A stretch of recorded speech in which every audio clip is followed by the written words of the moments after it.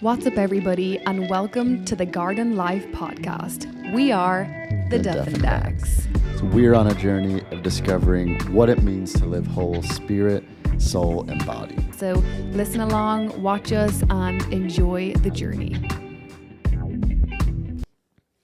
Well, hey, everybody, and welcome to the Garden Life podcast. We are the Duff and Dax. We are here with episode 4. Which is crazy. Yeah. First of all, I just want to say thank you, everybody that's listened, watched, shared, all the things.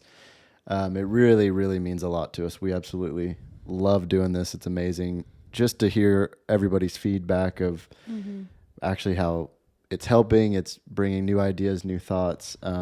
It's really cool. So, and like we said in the last one, we're going to be doing some Q&As and things like that to do more of interaction and answer questions that y'all might have. So we're looking forward to all that. We're very excited for that. So we just put up our Christmas tree today, which technically it is the end of November now. Yeah, when this airs, but we set it up before. It might be closer to the start/middle, but that's okay. Liberty was a sweetheart, helped me put all the things on. She actually did a very good job. Yeah, she separated them pretty well. Okay, one thing I do want to know from you guys today is, when do you put your tree up? Do you put your tree up on November 1st? December 1st? Don't let us down. Hope it's not too late, but let us know. Well, in Ireland, we used to do it later because we had a real tree. Oh, yeah, that makes sense. But I saw on Instagram or something that they were already setting up Grafton Street on before Halloween. That's fantastic. They were exactly. Oh, I'm so glad he loves this too. I support it. Yeah, I support it. Grafton Street is the main street in Dublin. For anyone that doesn't know, it's really sad if you don't know, but you gotta go one day. Experience Christmas in Ireland. It's the best thing in the world. We're not going this year for Christmas, but yeah, we'll be okay. We'll be okay. That's My parents why we are coming set up our here. Stuff way early. Yeah, you just have to keep your life alive over here, you know, in good old Lubbock, Texas. Yeah. Bump is absolutely out today. I'm not sure how much you can see of it, but yeah, he's coming. He's coming. We got to see him yesterday. So everyone's asking for the name. We are going to keep that. We are going to keep that a surprise, because everyone back home, it's funny when Americans are like, well, Bobby's going to be born on the 9th of December, 2021 or whatever. So we are keeping that one. We find out it's a boy, but we're going to keep the name. So it's a good name. Yep. All right. Well, we're going to get into today's episode. So in the past 3 episodes, we've really highlighted our physical body, how we can maybe break the mold of some things in society to help us live physically healthier, what kind of foods to eat. We'll get more in depth with supplementation, your favorite magnesium and things like that. But there are 2 other major parts of what makes us up. So we always talk about this. To live a garden life, we want to learn what it means to live whole spirit, soul, and body. So we've really talked about body, which is a fun one to talk about. It's the one we can physically see that, we all look in the mirror and, want to fix this or want to fix that. So there's things that we can do and we can see what's actually happening. But the other 2 are your spirit and your soul. So today we really want to break down the soul. We want to identify, okay, what makes up our soul? Yeah. How does that come into who we are in our existence, in our maturity, in all the things? We really just want to spend this episode breaking down our soul. Now, this may sound a little bit teachy at times, but I really think this can benefit all of us so much when we truly get in touch with our emotions, get in touch with the things that are motivating our decisions, and we can really start to identify, hey, I just reacted a certain way there, and that's not really who I am. Or, yeah, I shouldn't have acted that way. I knew exactly where that came from because somebody flipped me off in the parking lot the other day, and I just started the day horrible. Well, a lot of us just don't know why we feel these things. Right. So, first of all, we feel them, so that's fine. Right. But, why do we feel them? And what are we feeling? It is okay, but we can't live in that forever, and we can fix it and we can deal with things better. So it's definitely just processing things out loud, getting vulnerable with people and talking things out helped me so much. I know help you a lot. Blake's definitely a verbal processor. 100%. So anyway, we can get into it, but it's just, it might, as you said, it might be teachy, but just so healthy for even us to hash out all the time and talk about. Yeah, really just stick to the end on this one because, again, this is one of the 3 major areas that we talk about. So let's get right into it. Yep. You ready? Yep. All right. So your soul. We believe that your soul is made up of these 3 things: your mind, your will, and your emotions. Mm-hmm. So your mindset, how you perceive things. Your will is basically the thing that is in you that allows you to make your own decisions. Yep. And then your emotions, which we all know what those are. Men, some of us don't really know where they come from or what to do with them, but you have them. And we're going to talk about those 3 things today and break down your mind, your will, and your emotions. These are the things that live in your soul. Yeah. Okay, so let's start with the first one. The first one is your mind, your mindset. This is how you view things. This is how you view life, how you view people. Obviously, your mindset is shaped from whoever raised you. Typically, that's what starts how you view the outside world, is whoever your guardian, your parents, whatever it was, and how that relationship was. And even what atmosphere you were in, what culture you were in, the upbringing you were in. I know you're going to kind of touch on experiences now, but even like what your childhood experience was like. Yeah. Like we have to totally get to the point of maturity to switch the mind to change that. Yeah. Or else typically we're still in that, right? Yeah. I mean, you can have positive experiences, or you can also have negative experiences that give you a certain perception of how you view things. So for a lot of people, some people have experienced a certain amount of loss or something around the holidays. Right. So now it's like the holidays suck. Yeah. It's hard. And like that is a truth for them. Like they're experiencing grief around the holidays. You realize that those people aren't around. Not to get super heavy right away. Yeah, exactly. But our experience kind of shape our mindsets for good or bad. Yeah. They're a huge part of it. The other one's belief. What do you believe in? Do you believe in God? Do you not believe in God? This can really shape your outlook on life. It can actually trump your upbringing, bad experiences. This is why our relationship with God is so important, is because it actually has the ultimate authority over any kind of false perception that we have. Yeah. Because we might have a certain example of how we view something because of an experience, and it's just straight up wrong. Mm-hmm. It's just not real. It's not true. And so we have scripture to kind of help us understand what the right mindset should be. Yeah, the truth. Yeah. Yeah. And so with the mind, I think as we grow older, our mindset should always be changing. Like we know those people that they just get stuck and they're like, this is who I am. This is what I believe. Yeah. We're not going to name any names, No. right? But immediately those people come into mind where it's like, I am who I am. I figured everything out. I know exactly what I believe. I know exactly who you are. And it's just like, is this called pride? Yeah, it's pride. And you don't want to be around them at all. Yeah. All that to say, in this area, our mindset should be changing. Yeah. Because we go through things every single day that have the opportunity to honestly make us hate people. Like, here's an example. I used to Oh my gosh. wait tables all the time. Let's see, I started serving. He started working when he was like 8 years old. Yeah, my parents owned a restaurant, so I worked there in the summers. Different, but you actually started your first like proper job when I was like 13. Oh my gosh. Yeah. But we always worked summers at my parents' restaurant. Yeah.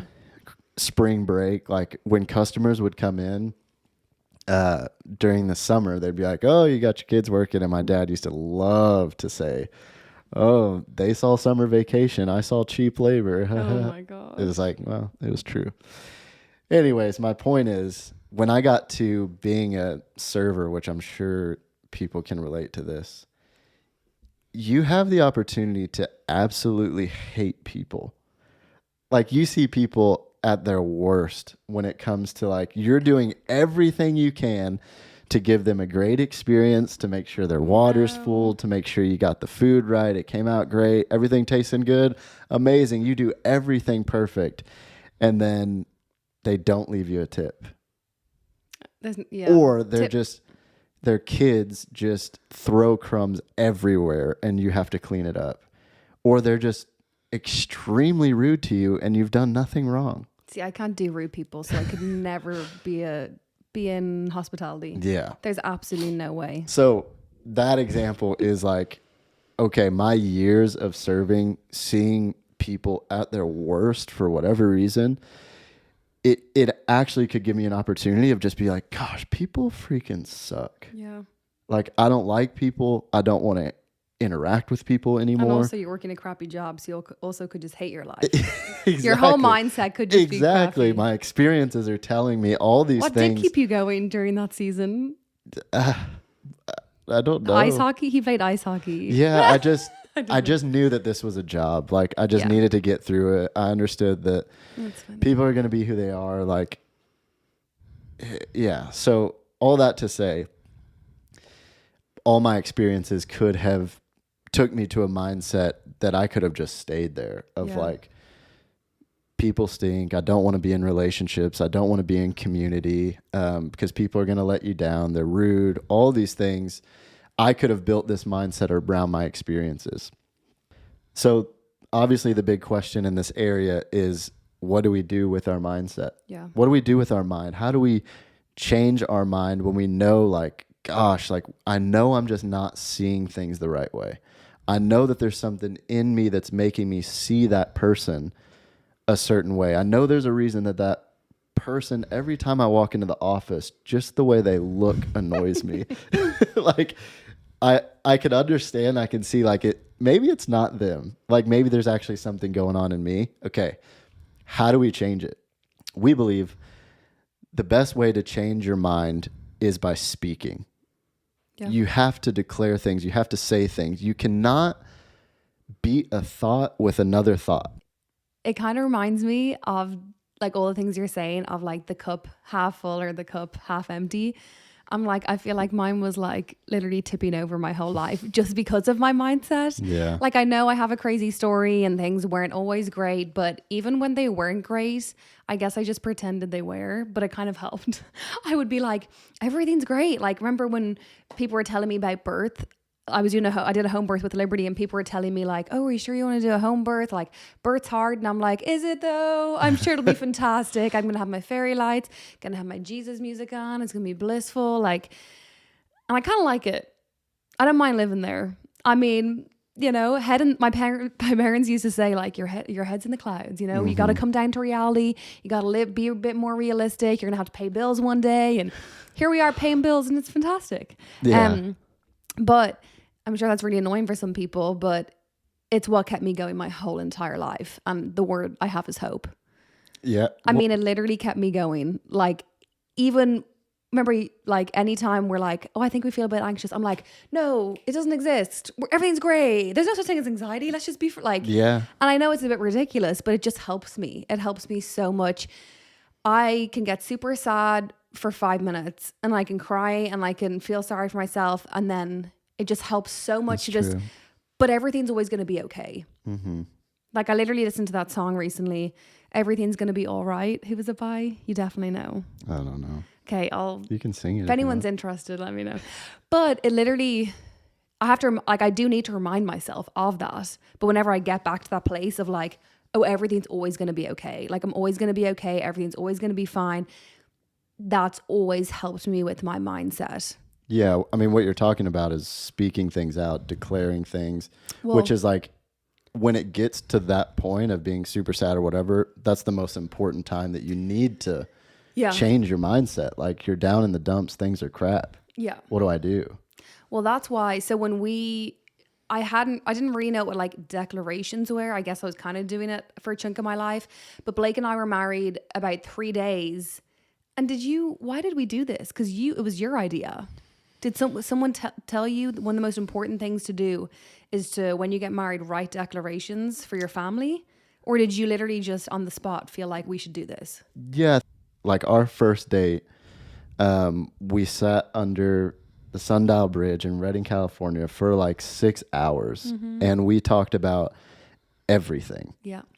But a huge topic was what my family's like, what my parents were like, what your family's like, what your parents were like. And you're from the other side of the world. And Yeah. we're like What's getting to know each important? other, getting to know cultures. And it's like, this is how we do things. This is how y'all did things. So it was like, I think there was just something in me that knew, okay, we need to identify, what do we believe? Yeah. What do we want for our family? Because there's amazing things from mine that we want to bring to ours.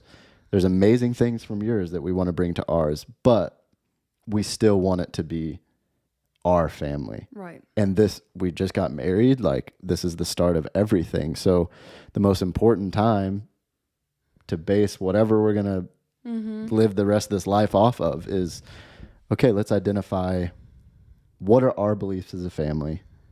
What's going to shape the reason we make choices? What's going to shape the reasons that we enter relationships? Like, so that was really the point of like, we need to identify. So these are like our family declarations. Of course, we have, you can have daily declarations. We do, like we're saying, we speak life over ourselves, over each other, over community, over friends, over liberty. But these are our family declarations. The reason declarations are so important, which you may be listening and be like, this sounds so cheesy. Let me just challenge you. You cannot defeat a thought with another thought. You need to speak something and say something in order to interrupt what's going on in your head. So, like I said, if you're down in the dumps, if you're suffering from anxiety, from depression, and you're just stuck in it, you cannot think your way out of it. Yeah. You need to start speaking and saying, I know this sucks, but I know I'm going to get through it. Hey, I know things are hard right now, but I know that I'm going to get healed, or I'm going to, whatever it is. I may have lost my job yesterday, but I know I can find a new one tomorrow. Yeah. You need to hear yourself say it, because when you speak it, you start to believe it. Yeah. So this is why declarations are so important. We even, as far as our family decorations. Today was a good day. Our family decoration. Oh my God.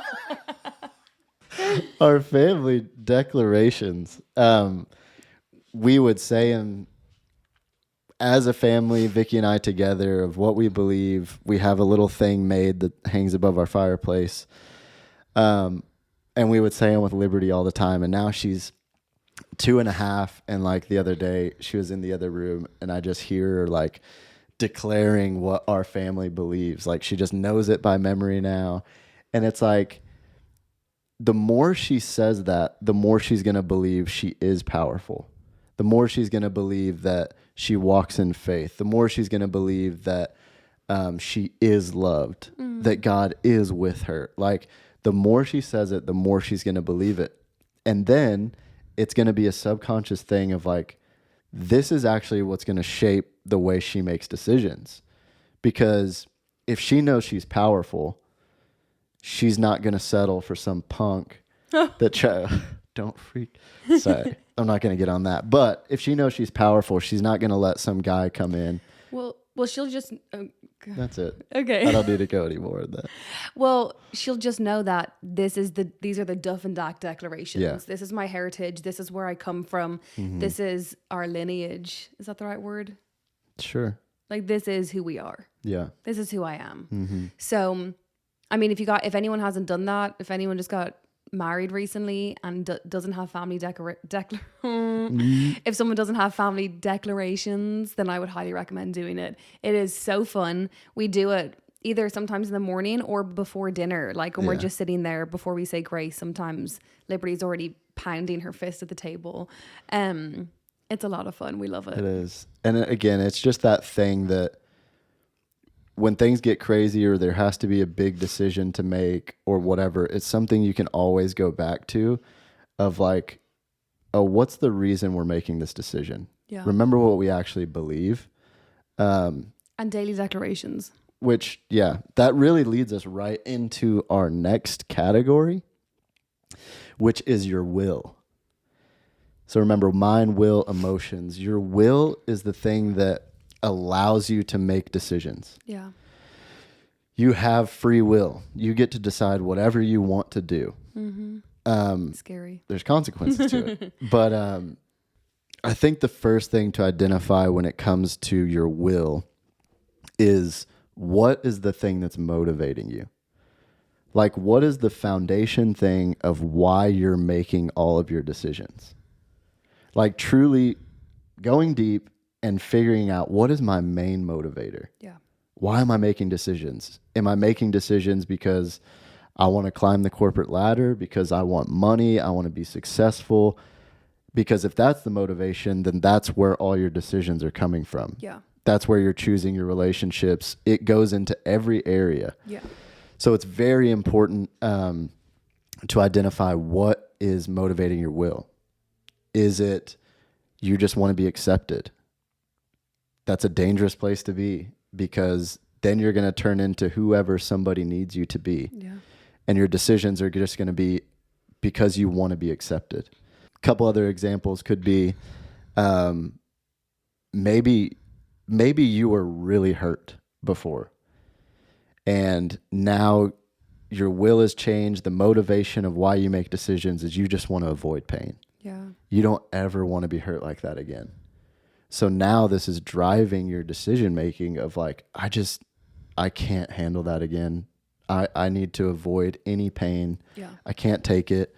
And then that starts being your main motivation. Or maybe it's pleasure. Maybe it's like, I just want happiness all the time. And I never want to feel pain, never want to go through pain. I just want to go after pleasure in the things that just make me feel good. That sounds nice, but it's actually very dangerous. Yeah. And I think your story that you told. That's where I ended up. Yeah. Extremely selfish. Talk about that a little bit. Yeah, in that season, whatever got in the way of my happiness would just have to get out of the way. I actually vividly remember a conversation with my mum when I was basically admitting and laughing to her about it. We were laughing, but we weren't laughing together. My mum was like, "Who are you?" But it was just a moment where I realized, like, I'm so incredibly selfish. I'm going to do whatever I want. I get to do whatever I want. I can do whatever I want. I mean, I was like 25 or 26. This is my personal training days. Yeah. Like, I was not a kid. Maybe I was 26. I don't know. Well. But it was just a bad place to be in. No, nothing else mattered. No one else mattered. Yeah. When you put yourself first, like the world says, like, put yourself first, do whatever you want to do. It doesn't matter. Like, the consequences don't even matter. And you just find yourself in a really lonely place. Like, live by your own truth. Like, Yeah. those kind of mantras are very dangerous. Yeah. And selfish. Yeah. Like, going back to my story, I literally lived my whole life making decisions for myself on what was going to give me the best life and me the happiest life. So I chased, as we all know, I chased happiness my whole life, which led me to all these different countries, making all these stupid mistakes. And we all know I ended up in the pits. There was no life. It was bringing me to death. Like, I literally felt like I was in the pits going to die. Yeah. This is where I came to the end of myself. And that's when I realized, oh, we're not meant to do this by ourselves. Like, we're not meant to carry the weight of our life and our calling. Like, God already has a whole plan for me. So the second that I surrendered everything to God and said, it's not my way, it's yours. Like, the second that I did that, like, well, you created me, so you probably have a better plan for me than I do for myself anyway. Yeah. The second that I realized all of that, my life radically changed. I know we said we'd go into this more in detail. It still might not be the right episode. But the second I did that, I go home to Ireland. I get plugged into a church. God tells me, again, very clearly, I heard his voice, like talking to me about Bethel. I kept listening to Bethel's music, like Bethel was on the tip of my tongue. I go to Bethel. So my whole life, as we all know, I have prayed for the perfect man, the perfect husband. The second that I gave it all up to him, he tells me to go to Bethel, and I meet you 2 weeks into school. Yeah. My whole life, my dream, you know, obviously there is more to just getting married, but this was it was the deepest desire of my heart. Mm-hmm. And I didn't know when it was going to happen. I didn't know if it was going to happen. It was still always a little treasure in my heart. You always tried to make it happen. Yes. Mm-hmm. And I don't know if I said this in the last one. I might have. But what's funny is I made every decision with what guy I thought I was going to end up with. So I was trying to make these decisions, end up with these guys. And again, I heard God's voice very clearly say to me, hey, you've chosen them all. I'm going to choose the next one. Like the second that I let him dictate my life and speak into my life and lead me, the second that I let God lead my life, this is where he's brought me. Like, so really we do still have there. We have a will, we have choices. We still have choices. Of course 100%. We do. Yeah. But it's just completely changed now. I mean, I think that's exactly the point of like, it's very hard to control your mind, your emotions, your will on your own. Like ours is, we're humans. It's your motivation is going to run out. Your motivation is going to change. Yeah. So it's like, you may be motivated by money now, and you may be motivated by health in 2 years. Yeah. It's going to change. Your convictions are the things that is going to drive your will and help you be grounded, go back to something of this is what I make my decisions from. Our convictions is our relationship with God. He's radically changed both of our lives. He's brought us so much. He's taken away all the junk. Like, we could not be where we are without him. Mm-hmm. That may sound strange to some listeners, but we cannot deny what we've experienced. Yeah. We can't deny the freedom in our soul, the freedom of like, I don't have to make every right decision, but I have somebody I can talk to about it. I have community that I can be in relationship with that can help me identify what I'm doing, where am I going, all of these things. I think it's a huge, huge important thing when it comes to will. Yeah. Of what is the thing that's driving you? What's the thing that's motivating you? Identifying that, and then it'll help you realize what you're making decisions from. Yeah, it's good. All right, let's jump into this third one, emotions. I know this is, like we've said at the beginning, a little teachy, but I think it's so important to identify what are your motivations, why is your mindset the way they are. A good way to identify these is by emotions. Mm-hmm. I see emotions as like a check engine light. So imagine you're in your car and all of a sudden this light starts flashing. You have to address it. You have to figure out, okay, why is that one means that I have low tire pressure. I need to go and address my tire. Right. This is what I believe emotions were designed for, is it's actually an indicator of what's going on the inside of you. Yeah. So if your emotions are an indicator of what's going on the inside, we should actively be not critiquing ourselves, but like if we're going through something, let's just say we're talking to our spouse and all of a sudden we just get super angry. That should be an indicator of like, okay, something else is going on. Yeah. It wasn't actually just because they said that thing. There's something else going on that you got so angry about something so small. Another indicator is like you're scrolling through social media and it's like you see somebody that you used to know and it looks like they're just killing it. Right. They're just winning in life. Looks like they have everything. And all of a sudden you start getting jealous. This is a check engine light. This jealousy thing should be something like, you should ask yourself, why do I feel jealous right now? I haven't seen or talked to that person in 5 years. Like, am I not happy with where I am in life? Yeah. Or maybe it's just there's an insecurity that I didn't realize I had that now I need to address. Yeah. I think that's a major one. So Like not blaming the other person. Like, well, actually, you know what? They're probably doing crap because Instagram's fake anyway. It's 100%. like, oh no, maybe I'm a little insecure. Maybe they, whatever. Like, I mean, that's a perfect example of how our emotions can drive our behavior. oh yeah. Our emotions can drive our mindset. Our emotions can now drive our will because now it's motivating the reason we make decisions. Like just that one emotion, that small emotion of jealousy that happened in a split second can result in that.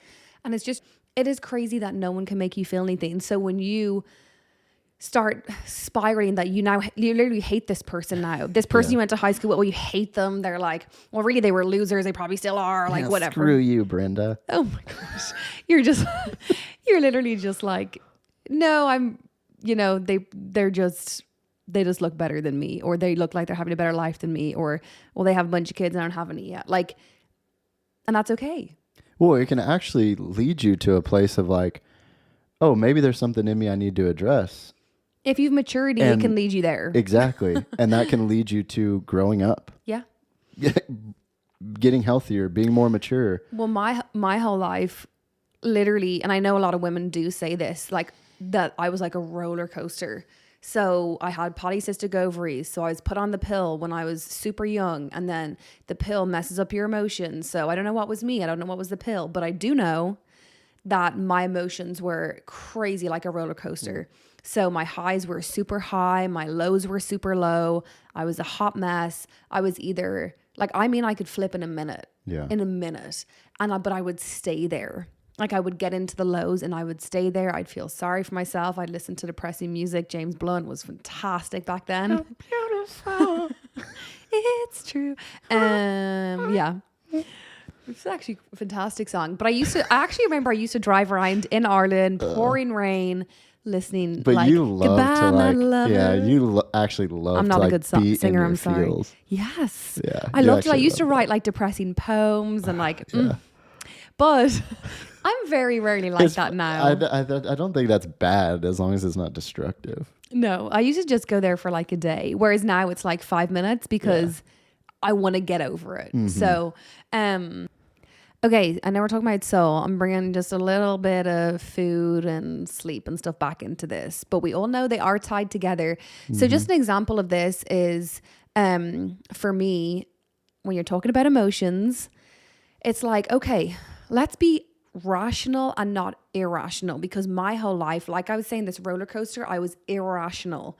I literally thought the world was ending. I would have an emotion and I would freak out because 2 minutes ago I was happy and now I'm really sad and I'm freaking out and probably going to be happy. And it was just like, it just swung the whole time. Yeah. So some mornings I wake up and I'm tired and I have no energy. Okay.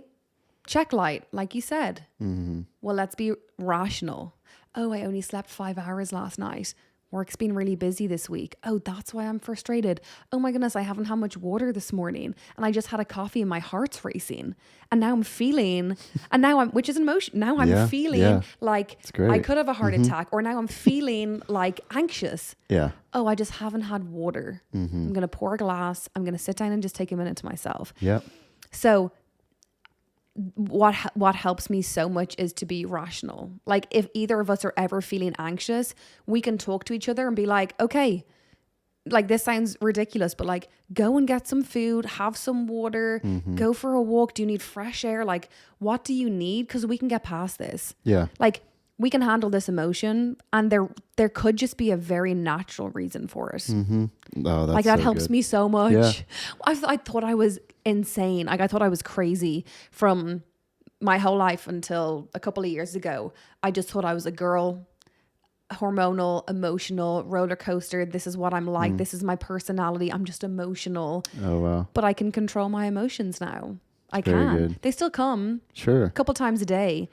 But it just helps me to be rational, not irrational. Yeah, you're putting them in their right place. Like we said, emotions should be indicators. They shouldn't be the driver. Oh, yeah. They shouldn't be the thing that's driving our life, our decisions, our relationships. They should be indicators that's saying like, hey, get more sleep. Hey, your body's lacking nourishment. Yeah. That's why you're hangry, which we've talked about. Yes. Like another thing is like, I I've done this a lot. And just a disclaimer, if you don't know, like, we're not saying we nail this. No. Like, we're not preaching at anyone. Like, this is something that Blake was sad yesterday for no reason whatsoever. Yeah, right before we were going to set up our Christmas tree, I was like, I don't want to. He was just in the weirdest mood. I was like, what's wrong with you? We couldn't set up our Christmas tree. And I'll tell you why, he was watching Liberty all day yesterday and they didn't get out of the house much. So they were both just bored. That was the reason for it. Yeah, it's like, true. It's the truth. Yeah. And so we are figuring this thing out. We have the principle, but application is what we're always working on. But yeah, I mean, to that point, like yesterday, being angry, being down on myself, whatever, is like, oh, you're just bored. Yeah. You just haven't got out today. And it's like, even in certain seasons, it's like, oh, nothing's actually giving me life that I'm doing. Like, I need to actually do something like a hobby, go hang out with some friends, talk to them about what's going on, whatever it is. Like, what gives you life? Yeah. You need to have a hobby. You need to do something that's feeding your soul. Yeah. If you're just grinding and working and doing all these things all the time, your soul's going to be drained. Yeah. And your emotions are going to be out of whack. Mm-hmm. So your mind, your will, and your emotions. We'll wrap it up here with these few things that we believe can actually feed your soul. If it's drained, if something's out of whack, we believe that these are tools that we can use to feed our soul. So the first one, we talked about declarations, speaking things out, reminding yourself what you believe. Next one is discipline. Discipline can actually feed your soul. It can actually bring life to your soul. With your mindset, with your will, your emotions, when you have discipline to say, no, I'm not going to give in to that emotion, or even you're going through pain, you're going through adversity, I'm going to have discipline to go through this instead of try to avoid it. Yeah. Discipline can actually feed your soul. The other one, for us, prayer is key. Prayer is massive to us, to communicate with God what's going on, to let him speak into it, which again may sound crazy to some people listening. God cares about your situation. He wants to get involved in your situation. He knows what's going on, and he can help you process things and actually wants to do that for you. Yeah. So we pray, we bring what's going on, the good, the bad, the ugly in prayer, and we come out different. We come out with a different perspective. Okay, so the last two that we hold huge value for is community and family. Yeah. So community, being around the people we love, being around people that pour into us and that we get to pour into, having food with them, hanging out with them, getting coffee, lunch with them, doing life with them, that gives us a lot of life, and that really helps in these three areas. It helps our soul. It feeds our soul. 100%. And then family. Tonight we put all the Christmas stuff up. We're gonna sit down and watch Santa Claus, and we're just gonna. You can already feel it. You can already feel. It's beginning to look a lot. You can already feel the feels. So family, huge one for us. Yeah, we should have put food in here. Like, good food feeds your soul too. Good food. Just a plug. Yeah. But with community and family, really just look at your life. Like, do you have people that actually know you? Yeah. Do you have people that know you? Your emotions, the good, bad, your why? the ugly. Yeah, like somebody that you can talk to about anything. Yeah. It's so important. We can't do this life on our own. No. And honestly, we weren't created to. Yeah. So those two are massive. Yeah. Sorry if this one's been a little heavy, but it's honestly given me a big refresh. I love that check light thing. I'm going to be thinking about that now. It just really helps to go back and to look at all of these things. Look at your mind, look at your will, look at your emotions, and just see how you're doing. So hopefully you know someone else listening to this. You can process it together. It's a big episode. But again, let us know what you enjoyed, any feedback, any specific questions you have from what we've been talking about. We would love them. Please comment or give us a message, and give us some questions for the next episode. It's going to be a good one. Yeah. Well, thanks for tuning in and joining us on this journey of living a garden life. See you next week. Bye.